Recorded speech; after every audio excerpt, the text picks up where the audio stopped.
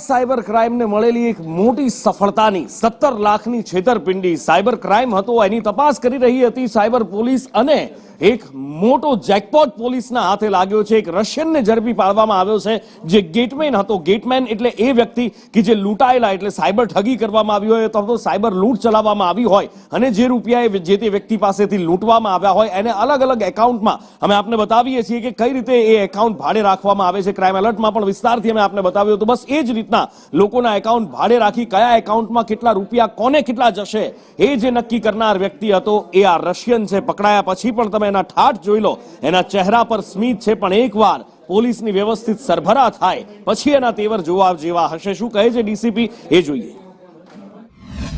એન્ટોલેવ મિરોનોવનો એક રશિયન વ્યક્તિ છે, એની સાથે મળ્યો હતો અને એક ગેટકીપર તરીકે આ એન્ટોલેવ કામ કરતો હતો અને ગેટકીપર તરીકે આ જે અકાઉન્ટ હોલ્ડર છે જે નદીમ કરીને જે અમારા કેસમાં પકડાયેલો છે એને મુંબઈ બોલાયા હતા। મુંબઈ એક હોટલમાં એ લોકો રોકાયા હતા।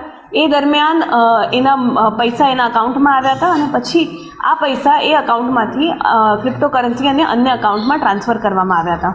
તો મુંબઈ અને પુણે અમે તપાસ કરતા આ રશિયનની અમને ડિટેલ્સ મળી, થોડુંક ટેકનિકલ એનાલિસિસ કર્યું અને પછી આ રશિયનને અમે પકડ્યા છે।